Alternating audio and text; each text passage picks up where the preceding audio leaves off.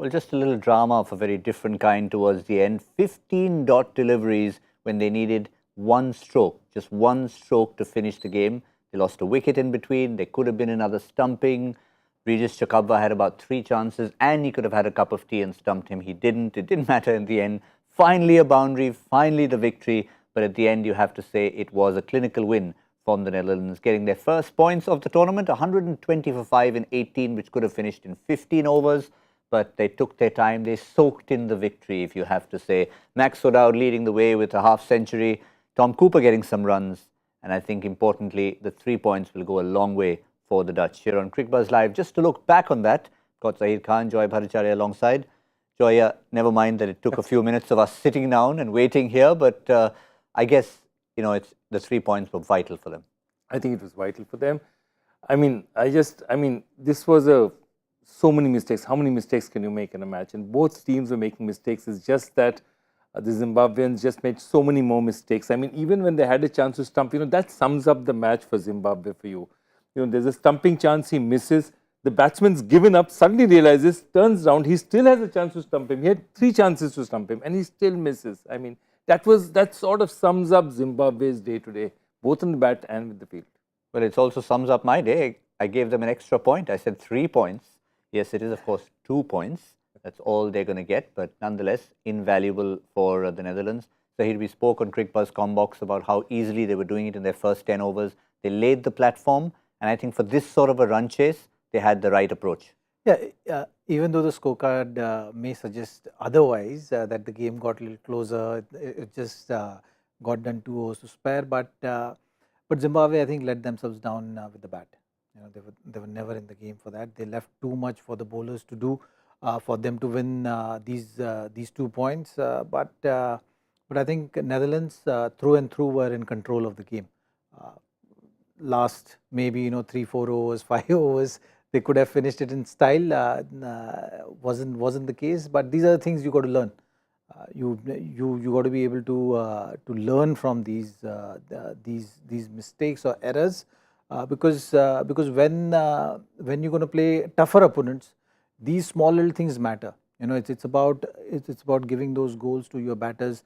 If you are in, you got to finish the job for your team and not let it go to this kind of a situation. Imagine 15-20 runs more. This could have been a disaster of a match for them. So that is something which you have to keep learning.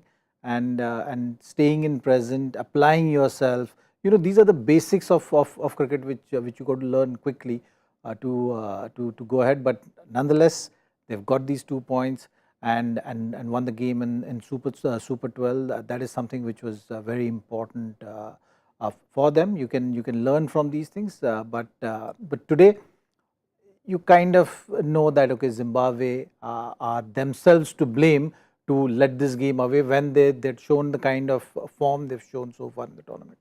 Well, if you talk about Zimbabwe learning their lessons and they have to play better against bigger teams, well, they've got to play against India, which is their last match, the way they played against Pakistan. So that's an incentive for them to finish on a high. The Netherlands have finished their tournament on a high. Quick look at where the points table stands for this particular group.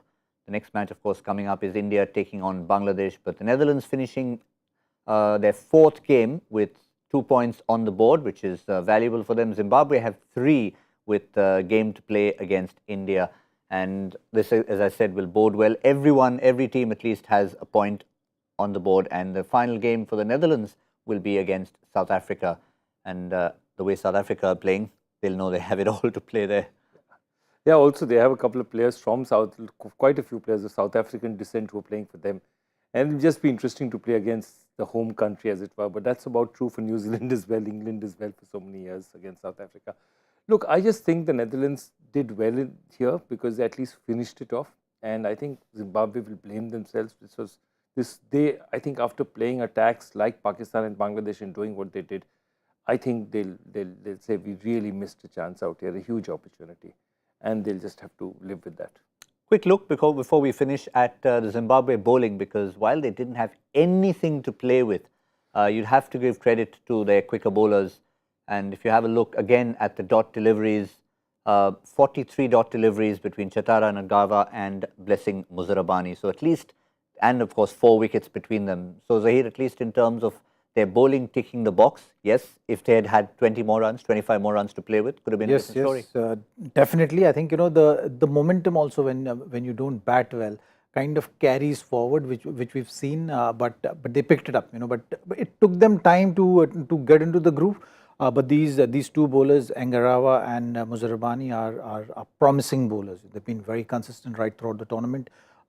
They are the ones actually, you know, have been creating that pressure on any batting lineup they've played against, and then Raza coming in the middle overs and controlling that. That really sets up the game for them. If you look at their winning matches, and you know, batting is something which if they put runs on board, you know, then that gives these bowlers a chance also to put batting team under pressure while they bowl. That has been the winning formula for them. So you've seen the inconsistency in batting from Zimbabwe. Even the game they won against Pakistan, they were just defending 130. So it was still below par total on in this format. So that is something which they have to look into. They have to find a way of respecting your bowling unit and creating that scenario for the bowlers to make the match out of, or keep the other teams under pressure. Till the time they don't find it consistently, their performances will be patchy. So that's something which the biggest learning they can take from this tournament, that you have to find a way. You have to find a way of making sure that you get to that total, no matter you're batting first or batting second. Well, lessons to be learned for both Zimbabwe and the Netherlands, despite the points on the board for the Dutch. Netherlands up against South Africa next, and India will be taking on Zimbabwe. But for the moment, in about 40 minutes' time, it's going to be India taking on Bangladesh.